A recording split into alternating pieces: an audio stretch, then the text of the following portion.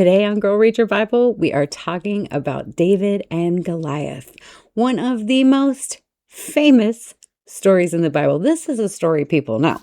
Even if you never went to church at all, you still heard of the story of David and Goliath. And people know like a few sentences worth, a summary of this story as a general rule. People tend to know David and Goliath, big giant man and a tiny little boy, and he beat the big scary giant with just a slingshot and triumphed. That's it. We could wrap it up right there in less than a minute. That's the story of David and Goliath.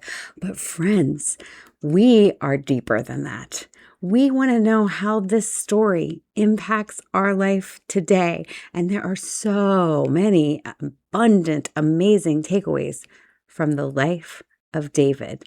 And I want to make sure that you are getting the big picture so that it can improve and empower your life right now, so that you can see all the things that God is trying to show you through this incredible story.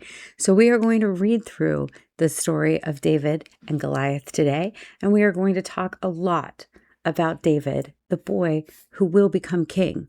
David is one of these incredible people that we get to so much from throughout the Bible, because we get to see so much of his life. When his story starts for us, he's probably somewhere around 12, and we get to see the entirety of his life unto death.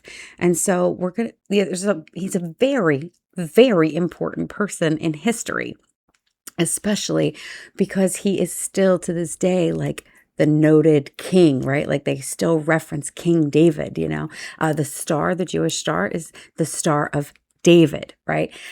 There's so many historical, important, relevant things that come from David. And so to start off on his story, I got to lay a little foundation work for you, because I want to make sure you know where we're at in the order of things. And it's important to know that David is not, very important to know that David is not the first king of Israel. Now, if you've been following with me for a while, you know we went through Moses and the Exodus. We went through Judges, some of Judges. Please read it all for yourself, because that was God's plan and design, was to have judges over the land. He did not want Israel to have a king, but Israel is whining and begging for a king. They want to be, and they literally say, we want to be like the other nations and have a king who will judge us and lead us into battle, right? And make military decisions for us and all that stuff. We want to be like everyone else. And God is repeatedly, for a long time now, keeps telling them, I have set you apart. I want you to look different. I want to be your king, and I want the structure to look like this. I want you to just honor me, but you never do. And you keep going back to this idol worship, and you continually ask for ridiculous things, and you were just missing the big picture altogether. I mean, reading through it, you can really start to understand the frustration of God, because he keeps doing these incredible things and taking care of everything, and then just keeps getting betrayed. And we can relate to that, right? We can relate to that as maybe through our jobs, maybe through parenting, maybe through our friendships and relationship. We can relate to, I've done my best. I keep showing up for these people, fill in the blank of what people, and they continually turn their back on me and betray me. And then he gets frustrated and it's like, fine, have at it. It's a back and forth to read through to this point. And it's going to continue to be this back and forth. But God's like, fine. And he literally says that to Samuel, the prophet at the time, the judge and prophet. And he says, that's fine. Give them what they want. They don't listen to me anyway. Give them what they want. And so I want you to read that for yourself. That's the first 15 chapters of 1 Samuel. That's where we're reading out of today, 1 Samuel. And they anoint Saul to be king. And Saul is very tall and very handsome. And so that makes him uniquely qualified to be king. I don't know. That's it. They anoint him and choose him as king. And God condones that. But he says, but warn them, it's going to cause generational problems for generations if you make this decision. And the people were like, that's fine. This is what we want. And so he's like, then let them have it. And so then Saul's doing well for a time period, and then Saul doesn't honor God and doesn't listen to God. And God is very upset, and he removes his blessing from Saul. And he says to Samuel, Samuel is mourning this decision. Samuel is sad over the change in Saul's heart and that he hasn't been a good king in Israel, that he has changed. And he is literally in mourning. And so chapter 16 starts with God saying, "You have mourned for Saul long enough. I have chosen a new man that will be my king, a new guy. And you're going to go down and anoint him." And that is a wonderful chapter. I want you to read, because it's how he finds and chooses David.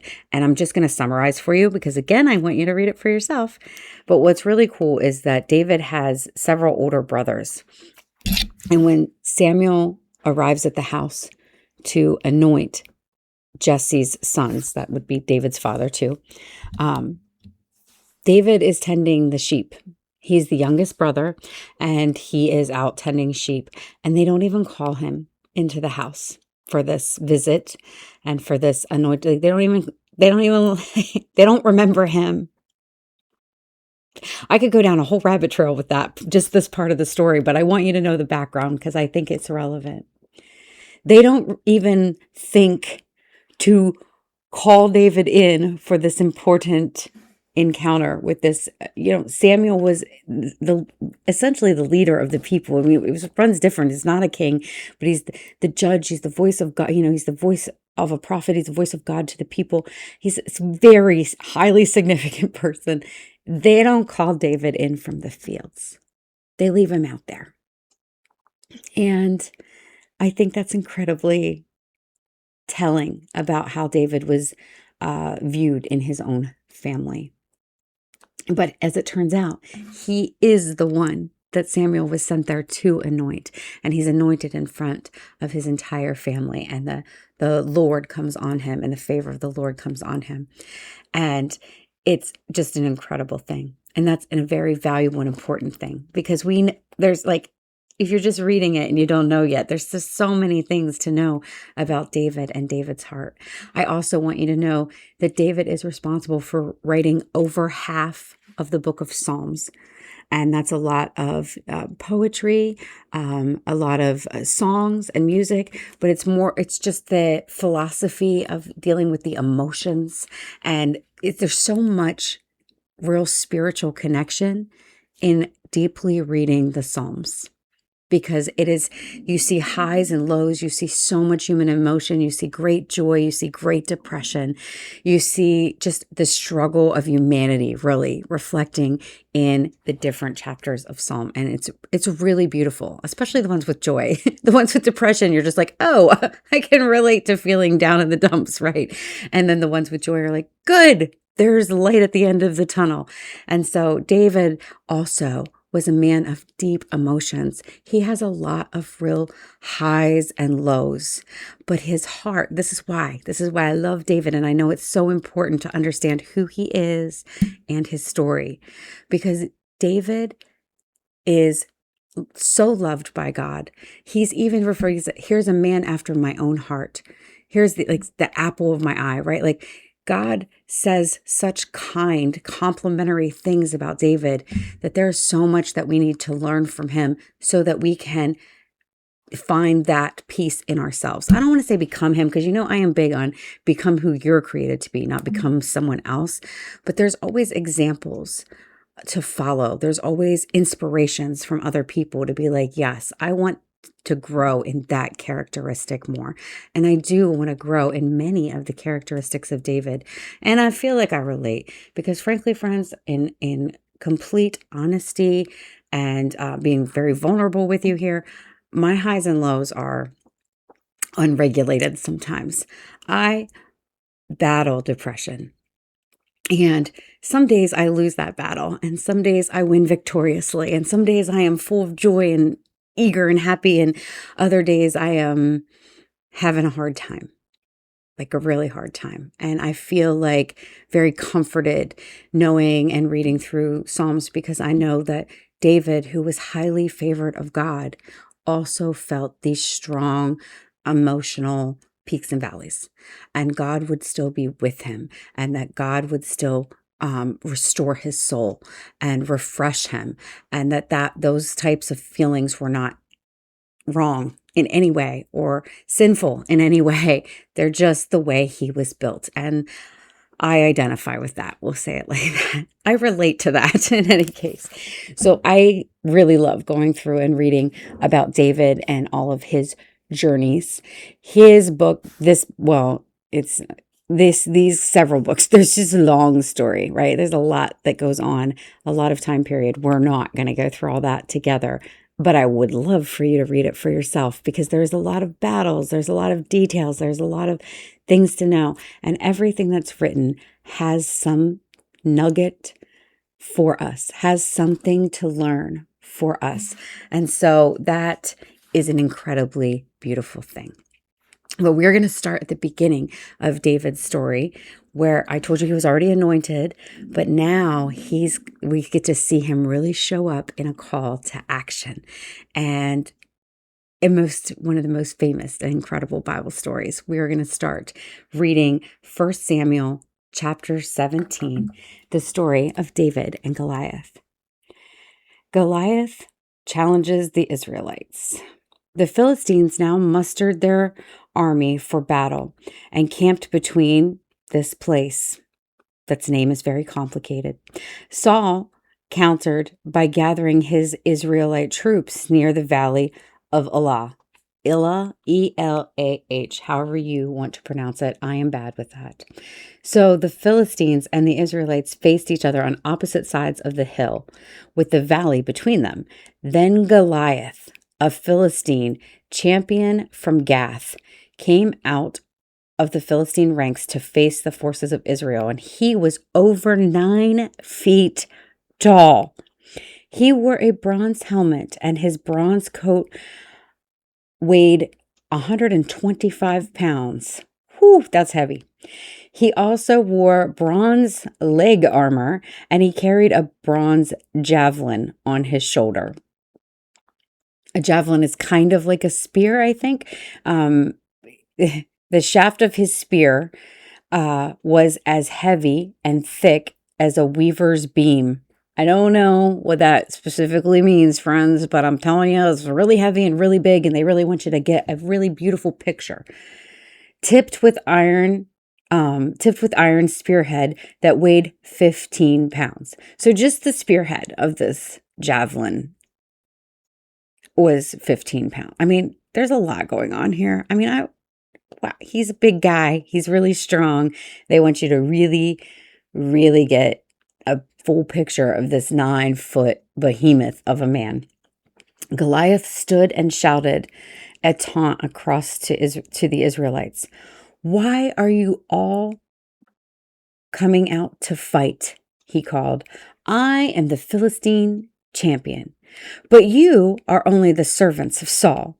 Choose one man to come down here and fight me. And if he kills me, we will be your slaves. But if I kill him, you will be our slaves. I defy the armies of Israel today. Send me a man who will fight me." When Saul and the Israelites heard this, they were terrified and deeply shaken. Full picture, guys, because it's just setting the scene for you of understanding. There's been a lot of fighting. We didn't get into that if you've been reading from the beginning. There's a lot of back and forth. The Philistines are always like this huge enemy for the Israelites. They're always coming after them. There's, sometimes they win, sometimes they lose. There's all this back and forth. It's crazy. In any case, this is a terrifying situation they're in. First of all, war anyway, and all these constant battles. There's so much battling over the next several books here. It's crazy. But in any case, the idea of this giant coming out and like threatening them and he has so much confidence, right? So like on top of the fact that they're already afraid of battle and all of this stuff, the fact that this one guy comes out so confident is just sending terror through the ranks. And he's saying, just send one guy. We don't need to all fight this out. We don't need to have a big battle.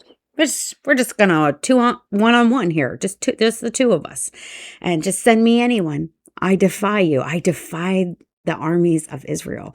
Well, that's quite a statement. And that statement is the one that's going to get him into quite big trouble, because that's the statement David hears, and he sees it differently. And we want to keep reading. It's very important. We're on verse 12. Now David was the son of a man named Jesse, an Ephrathite from Bethlehem in the land of Judah. That's why these are such significant names. I know you've heard Bethlehem. I know you've heard Judah. And this is why. This is where the line of Jesus is coming from. And we're just seeing glimpses of how powerful and important that is. I'm sorry. Side note. Keep reading. Jesse was an old man at the time, and he had 8 sons. Jesse's 3 oldest sons had already joined Saul's army to fight the Philistines, and David was the youngest son. David's 3 oldest brothers stayed with Saul's army, but David went back and forth so that he could help his father with the sheep in Bethlehem. And for 40 days, every morning and evening, the Philistine champion strutted in front of the Israelite army.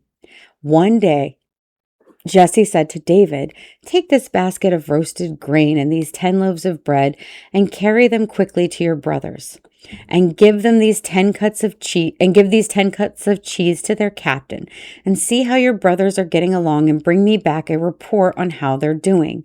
And David's brothers were with Saul and the Israelite army at the valley of Elah, fighting against the Philistines. So David left the sheep with another shepherd and set out early the next morning with the gifts as Jesse had directed him. He arrived at the camp just as the Israelite army was leaving for the battlefield with shouts and battle cries. Soon the Israelite and Philistine forces stood facing each other, army against army. David left his things with the keeper of the supplies and hurried out to the ranks to greet his brothers. As he was talking with them, Goliath, the Philistine champion from Gath, came out from the Philistine ranks, and then David heard him shout his usual taunt to the army of Israel. As soon as the Israelite army saw him, they began to run away in fright. "Have you seen the giant?" the men asked. "He comes out each day to defy Israel. The king has offered a huge reward to anyone who kills him.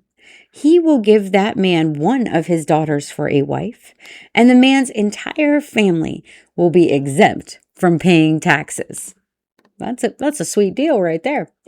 David asked the soldiers standing nearby, "What will a man get for killing this Philistine and ending his defiance of Israel? Who is this pagan Philistine anyway, that he is allowed to defy the armies of the living God?" And these men gave David the same reply, and they said, "Yes, that is the reward you will get for killing him." That is the reward for killing him, sorry. But when David's oldest brother, Eliab, heard David talking to the men, he was angry. "What are you doing here anyway?" he demanded. "What about those few sheep you're supposed to be taking care of? I know about your pride and deceit. You are just here to see the battle." "What have I done now?" David replied. "I was only asking a question." He walked over to some others and asked them the same thing and received the same answer. Then David's question was reported to King Saul, and the king sent for him. And we are going to pause and talk about, because it's real easy to just read through that, and it was interesting and a good story, but I don't want you to miss some of the really important things here, because there are some really important things. First of all, David's father sends him with gifts and food and to go and bring him back a report. He gives him an assignment. And David goes out and honors that assignment. And he takes care of his business. He makes sure that somebody else is watching after his sheep. So he's a responsible person. I don't want you to miss some of the details that are laid out for us here. And when David gets there, he hears about he hears this giant. He hears this giant man come out and terrify the armies of Israel. And David is young, and he has that blessing of naivete, right? Sometimes I remember when I was more naive, actually, and it was such a blessing. And you could I want to, I feel like this is going to come out wrong, but I'm going to say it anyway. And hopefully you'll understand where I'm trying to get. His faith came, oh man, it just feels wrong to say his faith came easier. It was like that's why Jesus tells us to be like little children. Because for little children, faith does seem to come easier. And David has still got this overwhelming confidence. I want you to know that David is going to continue to be this incredibly confident person. He's just going to have highs and lows of moral failure and highs and lows of joy and depression. But he is always remains faithful to the Lord. It's just within him. And so perhaps it's his time that he's spent in the fields with the sheep, and he's spent time, meditating on the word and meditating on the promises of God, meditating on the stories that have already happened and the miracles that God has already performed and the majesty and the covenant of which God has instilled with the Israelite people. And much like Caleb and Joshua that we talked about in previous episodes, he knew and understood the strength of the God that he serves. And so David is just taken aback by hearing this giant come out and threaten the army of God. He's like, who is this guy that he would even dare to say it? What is wrong with all of you? I think what was going on in his head, like, what? Why are you all scared? Did you all forget that we serve God? Like, that he will take care of us? Did you all forget your covenant promise? Like, how dare he? How is he able to get away with this? Like, he's just full of like this righteous indignation, and it is righteous. He is just confident. And he also hears about the reward. And there's two parts to the reward. The victor here would get to marry the king's daughter, which makes you part of the royal household. And also your father's house is free from tax for life, which is, obviously we all know tax is a huge burden. So free from tax for life is good. Don't miss what happens next, because I think that's how we can relate so much to this story. Because while David's asking these questions of like, paint me a better picture. Am I fully understanding what's really happening here? Like, is all this, am I getting this right? And the people around him are confirming that this is in fact true. And his brother gives him crap immediately. And I don't want you to miss that, because I think there's a lot of us that can relate to, like, your family didn't see the value in you, right? Or the people around you are closest to you, or that you would think are the ones who's going to love and support you, are not always your biggest supporters in the beginning. And so, his brother comes out, and what he says immediately to him, what are you even doing here anyway? What about those few sheep you're supposed to be taking care of? I know about your pride and deceit. You just want to see battle. Every one of these sentences is an attack on David's character, on David's identity, on his perspective, and it rings into every one of, I'm sure, these insecurities that he would have to be battling. Because as I told you, friends, we didn't read it. I summarized it. Please read it for yourself. If you go back just one chapter, when Samuel visits the house and he wants to anoint Jesse's sons, they don't even call David out from the field. So we know that he is not valued with the same as everyone else. He is like the least of these, right? He is out in the fields and not considered. And here we see it again when the brother right away is like, what are you doing here anyway? You also meaning, pay attention, friends, because I know it's going to resonate with some of you. You don't belong here. What are you doing here anyway? You don't even have a place here. What about those few sheep you're supposed to be taking care of? Also belittling, what about that little thing that you do? Because that's all you're good for. Why aren't you taking care of the one thing that you're supposed to be taking care of, which, by the way, is menial? He's sending each line is just this dagger of things. And then he says, I know about your pride and your deceit. And I got to tell you, friends, as we're reading through the story of David, this line makes a lot more sense if you kind of know the story and you're going back and you're picking it apart like we're trying to do today, because David is not prideful and David is not deceitful. These are not true characteristics of his qualities. This isn't reflective of who he is.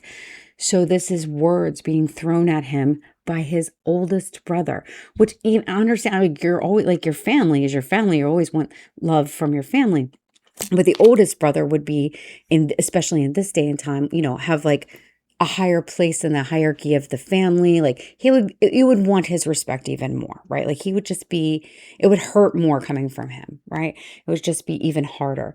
So for him to call you out on things that aren't even true, like I know about your pride and your deceit. You just want to see battle. None of that is true about David's heart and character. He's not just like, oh, I'm just here to see the gore and the good stuff. That's not who he is. He's not a prideful or deceitful person. He never reflects that. Well, there's a few mistakes he'll make in a few years that will show some deceit. But in any case, at this point, that's not the case. And it's not genuine to his character. It's a mistake he makes along the way. So it's not like something that he actually regularly battles with. Like, some people really battle with pridefulness, and that's just not, I'm just trying to get you the real picture here and understand that these words being thrown at David in these sentences by his brother, by someone who's supposed to love him, is not accurate words. It's not true. And it's all meant to cut him down and make him feel. And I want you to know also, I want you to remember, we already talked about it a few times here, Eliab, his oldest brother, was present when Samuel chose to anoint him out of all the brothers. So he knows. So there's probably, I would guess, some significant jealousy already. Just that disdain. It might not have any reason. Sometimes people are just cruel for no real good reason, or just if they make a decision about who you are, but they don't know you. And that can be true even for the people closest to us. They make decisions about your character. And then you find out later, like, oh, they never really knew me, even though they technically knew me for like my whole life, because this is David's older brother, so knew him his whole life. But clearly doesn't know David well and doesn't see the value in him at all.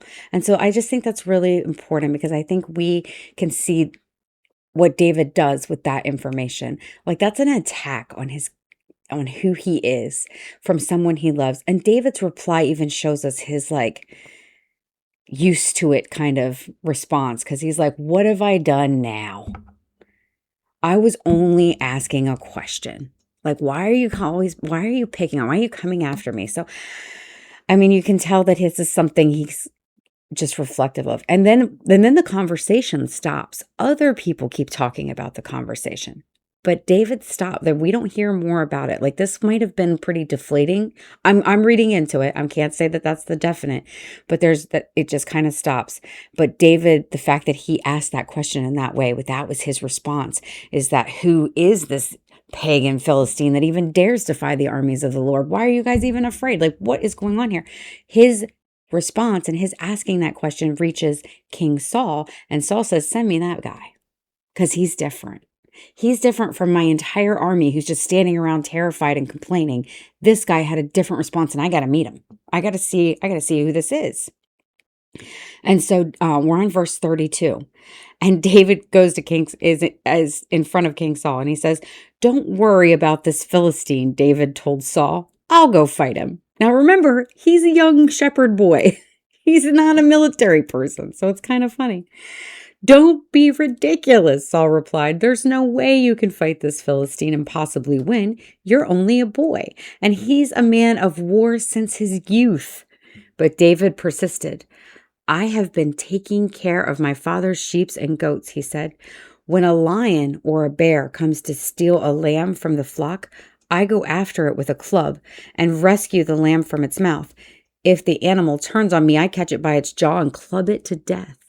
I have done this on both lions and bears, and I'll do it to this pagan Philistine too. For he has defied the armies of the living God. The Lord who rescued me from the claws of the lion and the bear will rescue me from this Philistine." Saul finally consented. "All right, go ahead," he said, "and may the Lord be with you." I think that's so funny too that Saul was like, "All right, you made a good case. Go ahead." Like, he's still a young boy, but that is showing the confidence that David had and the anointing that God had on him. And we're going to talk about that in a minute, but I want to we're going to talk about it right now. It is important because it shows us a lot about who David has been. He's just shared this incredible story, like in passing. Like, well, I used to take care of my father's sheep, and I encountered a lion and a bear, and they've tried to hurt my flock, and I've protected them. And then if the animal turned on me, I took it out, and I won. I am a young boy who has already defeated a lion and a bear with my bare hands. I mean, let's think about that, friends. We're afraid to let our children play outside in today's culture. We're afraid of just everything. And here's a young boy who has actually had something that really warrants being afraid of, like a lion, a hungry lion and a hungry bear who came after the sheep. And David has already championed them. And I've got to tell you, this is character building. When those things were happening, however much time has passed, right? Like when David faced a bear, when David faced a lion, it was building his faith. It was building his resilience and reliance and trust in God because he had victory in these really incredible situations. Like, let's just ponder this for a minute, friends. David, as a young boy, tending sheep, encountered wild, vicious animals, hungry, wild, vicious animals, and he defeated them. And it has given him incredible confidence for what he is capable of through the Lord. David has spent a lot of time shepherding is kind of a lonely job. And he is always depicted as like playing instruments in the fields or reading or what have you. And he has spent a lot of time just meditating on the Lord. And it has built his confidence in who he is. He writes so many of the Psalms, and he says, "I have hidden the word in my heart," right? Your word is a lamp and to my feet, like you direct my path. Like there's so many good, one-liners that we have that's faith encouraging that comes from the Psalms of David, because he was so infatuated with the word and the promises of God, with the covenant that God made with Israel. And he knew that that meant him. He knew that he was part of that covenant. He understood the strength and power and faithfulness of God, to the point that he did not have fear in things that made a lot of sense for him to be afraid of, like a lion and a bear and a giant and an army who wants to defeat them all. And David just wasn't wavered by that, because he remembered what God has already done. He hides the word in his heart. He meditates on the promises and miracles of God from the past, from the days of wandering the desert. He spent time understanding the stories that we've been going through the last several episodes. He understood what God had done for the Israelites as they wandered in the wilderness. He understood and knew the stories of Joshua and the Battle of Jericho. He knew the covenant promise that God had made with Abraham, Isaac, and Jacob. And he understood his value to God. He could call those things into remembrance. Friends, that's why we do this. That's why I say, girl, read your Bible, because when you really know the stories, when you really understand the power and promises of God, it will encourage and strengthen your faith to a point that seems ridiculous, because David was able to remember and recall all the victories of the past for his people and for himself. And it gave him incredible, ridiculous strength. And that's what we should have too. That is one of the reasons I love this story. So I don't want you to miss a beat, but we have to keep reading because there's more.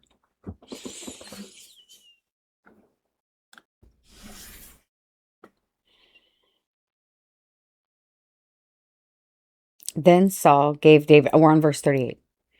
Then Saul gave David his own armor, a bronze helmet, and a coat of mail. David put it on, strapped the sword over it, and took a step or two to see what it was like, for he had never worn such things before. I can't go in these, he protested to Saul. I'm not used to them. So David took them off again. He picked up 5 smooth stones from a stream and put them into his shepherd's bag. Then, armed with only his shepherd's staff and a sling, he started across the valley to fight the Philistine.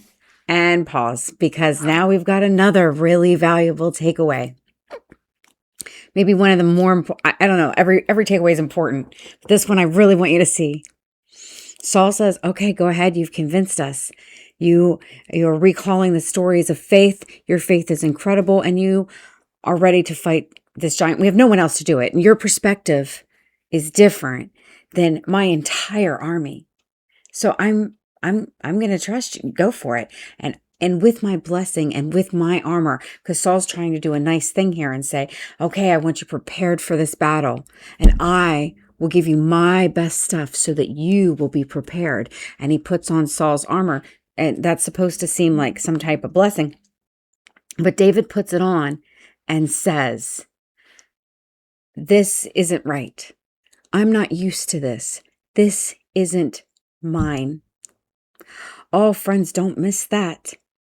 Don't miss that. You can't wear someone else's armor to the battle that God has given you.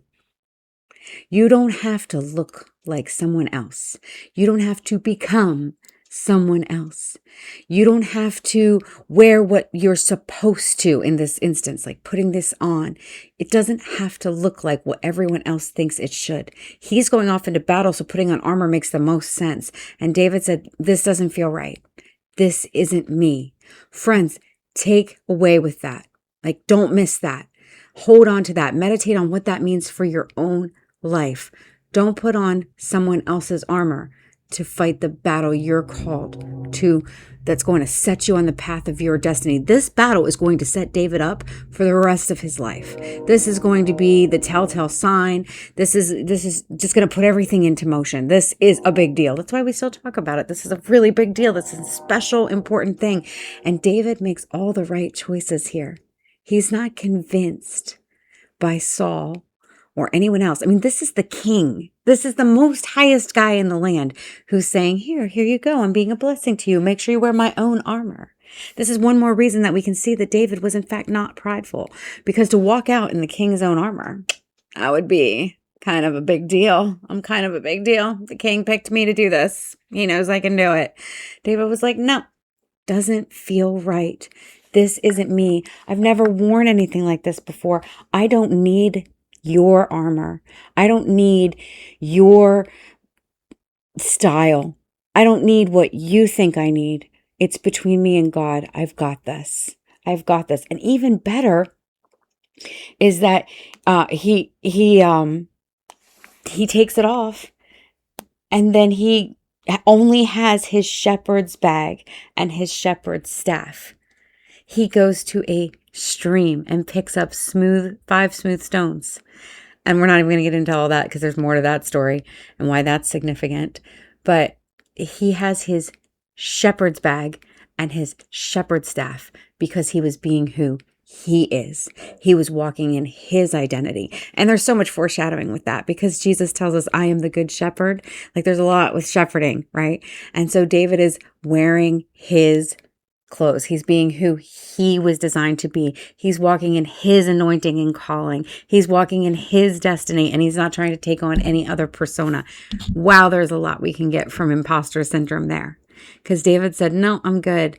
And I think it's just really important that the scripture makes out to point out to us that he has his shepherd's bag and his shepherd's staff, because he is still just a shepherd. He is still just a boy. He did not come in new armor. He wasn't trying to be someone else. He was true to himself and his faith in who God says he is and what he can do. He remembered and he stayed true to himself. Well, let's keep reading because it gets even better. Verse 41, Goliath walked out toward David with his shield bearer ahead of him, sneering in contempt at this ruddy-faced boy. Am I a dog, he roared at David, that you would come at me with a stick? And he cursed David by the names of his gods. Come over here and I'll give your flesh to the birds and the wild animals. I mean, this is kind of spitting, really, this young boy walking out on the field is kind of spitting in Goliath's face, right? Like he's waiting for this battle and they send out a shepherd boy. So he's like very, he's got a lot to say about that. That's unkind. David replies to the Philistine, this is a really popular scripture, so this is another one you should commit to memory here. Verse 45, you come to me with a sword, spear, and javelin, but I come to you in the name of the Lord of heaven's armies, the God of the armies of Israel, whom you have defied. Today the Lord will conquer you, and I will kill you and cut off your head, and then I will give your body to these men. I'm so sorry. Then I will give your body to these men.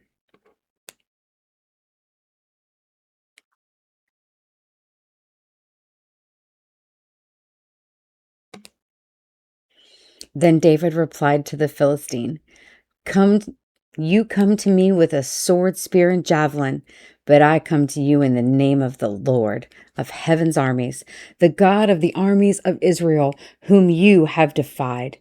Today the Lord will conquer you, and I will kill you and cut off your head, and then I will give the dead bodies of your men to the birds and the wild animals, and the whole world will know that there is a God in Israel. And everyone assembled here will know that the Lord rescues his people, but not with a sword and a spear. This is the Lord's battle, and he will give you to us. I mean, those are declaring words. Those exude the confidence of God, and that is what makes David so special and so unique and so different from the vast army of Israelites standing around in terror. He is so confident in his identity and in the promises of God. It is absolutely incredible. He is declaring that this battle belongs to the Lord. This isn't even about me. And I don't even need to bring weapons, these fancy schmancy weapons and armor like you have, because I serve the God of heaven's armies, and you have defied him. How dare you? He is going to give you to us, and it's going to be devastating for your people. I mean, he paints a pretty nasty picture. He's pretty on point with his adjectives there of like what all is going to happen. And I love that. I love his confidence and his declaration. He is not afraid to declare what the Lord is going to do. I think that is so exciting when you're reading this story, when you're seeing the things and just picturing this. I mean, just use your imagination for a minute, friends. Close your eyes and picture this young boy who's going to be what, like 5 foot tall, right? maybe 6. I don't think so, but like, let's pretend. Best case scenario, he's 6 feet tall, which again, I'm highly doubting. And here we have Goliath, which tells us is 9 feet tall. And so just picturing this 3 feet of difference, this giant fighting man and this little boy. And he's like, we're going to beat you. You're not a big deal. Like, it's just a hilarious picture. You've seen it on cartoons. I'm just saying, like, remember, friends, even though we see things sometimes drawn out for us in imagery, these are real people. Like, this was a person who really lived. This is a historical thing. Like, wow, that's just so incredible. I think one of the things that we really get from David right here is he completely released control. He wasn't like, I've got this. He's never prideful.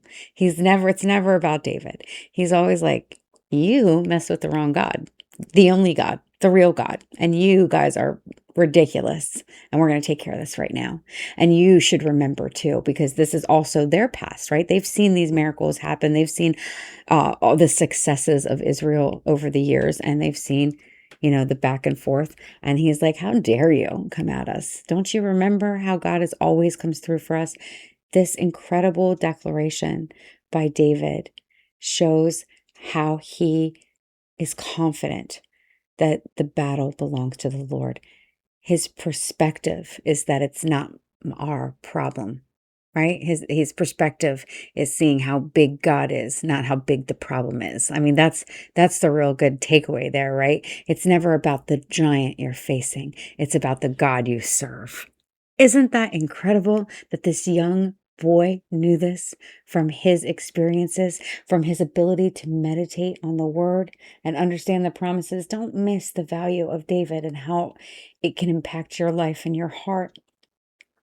Your perspective matters more than your problem. David, that's what's the point I was trying to make. I hope I didn't skim over it here. Your problem can be really big. David's problem, the Israelite problem, really big giant, legitimate problem, terrifying problem. The prospects of being conquered and killed and turned into slaves and whatever the case is, whatever the consequences of this war could be, really terrifying, scary stuff. It was a genuine, huge problem. I don't want to take away from that. But David's perspective was that the battle belongs to the Lord. I know my promises. I know who I am. He walked forward in confident obedience and faith in God.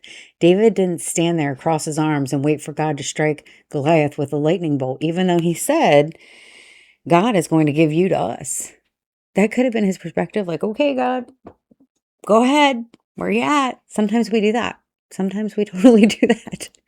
That's not what David did. He walked forward in faith. He knew, and then his steps followed his faith. Like, he not only said that he believed all that, he wasn't just strong and confident as he stood in the face of the giant.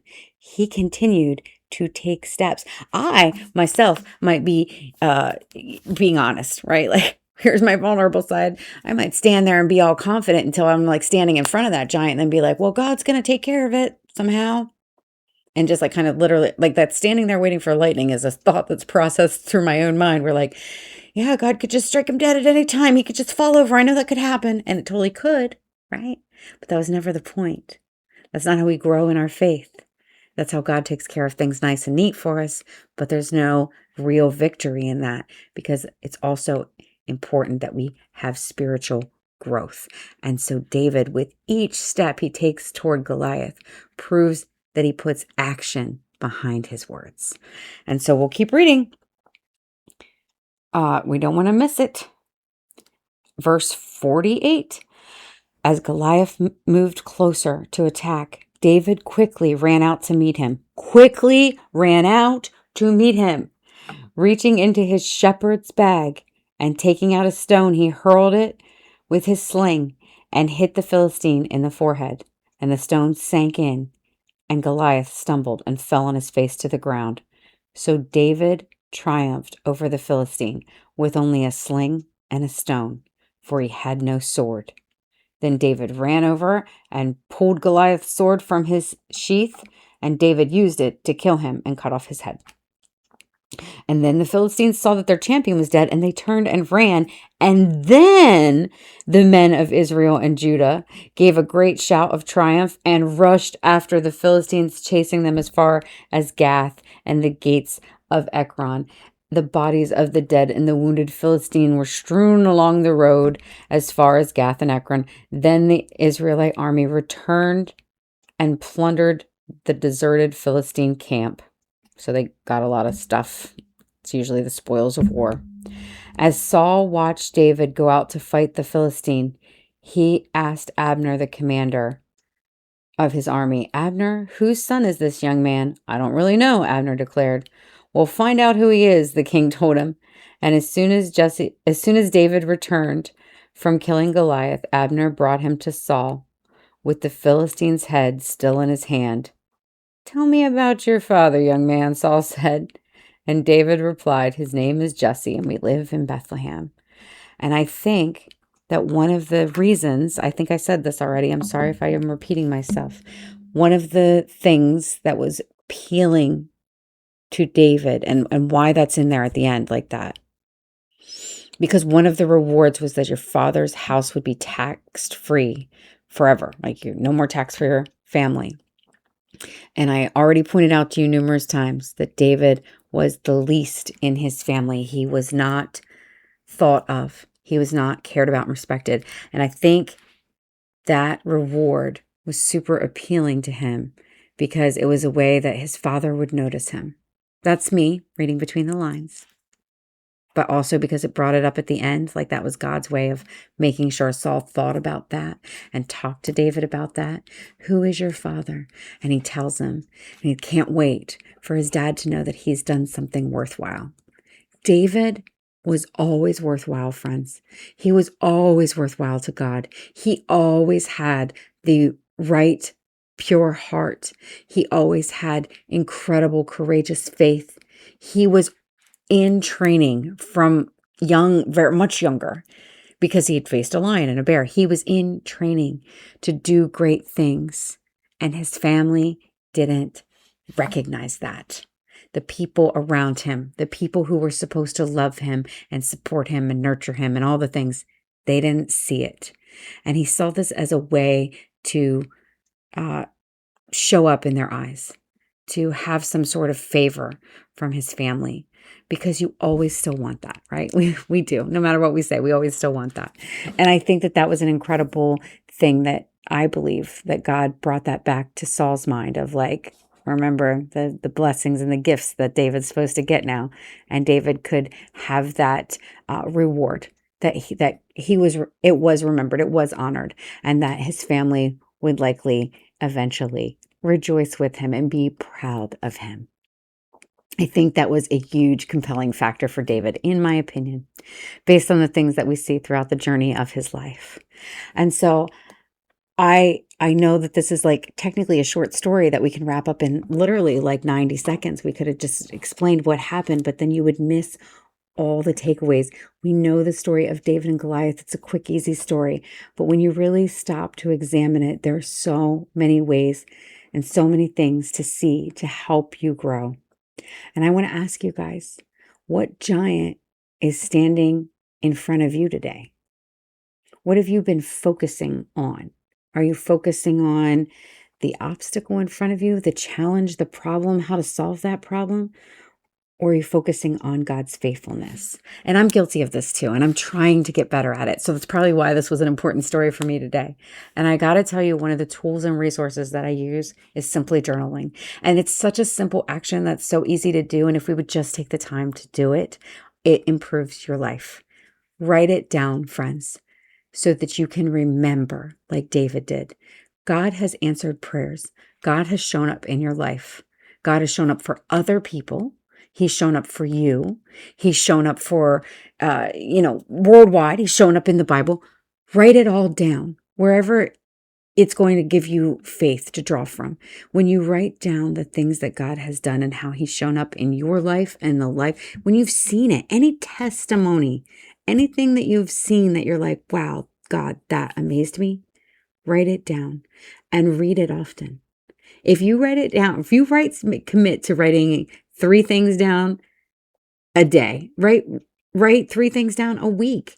And then every day read over those things that God has done, the amazingness, the testimonies, the promises answered, the prayers answered, just this little things, the God winks, the green lights, like just any little thing. It doesn't matter how small, it's going to continue to grow your faith, which is the most important part of our spiritual growth, that we continue to trust God, that we are not like Israel, where we go back and forth and say, oh, we forgot about God. We forgot. And we're going over here to do our own thing. Like, no, be strong and courageous like David, and know that no matter how ridiculous it looks, your problem is really just not your problem. God will take care of it as he has promised. And so, that's my tip for you. Make sure you get that journal, write that stuff down, read it daily. It is going to help you grow in your faith. I promise. That's a promise for me. Okay. And so I hope that you enjoyed this reflection on this time together, discovering all the benefits of the story of David and Goliath. And I hope that you will read all the things that we skipped over, because there's a lot of good stuff in there. You want to read all of the book of 1 Samuel. Really, you want to read, all of the whole Bible. So good luck with that. It'll do a little at a time, but make sure that you're taking time to really pay attention to the stories, because it's more than just reading, friends. The Bible is a book that's meant to be studied so that we can learn and grow from each chapter and each verse. There's so much good stuff to help us make our lives better. Until next time, girl, read your Bible.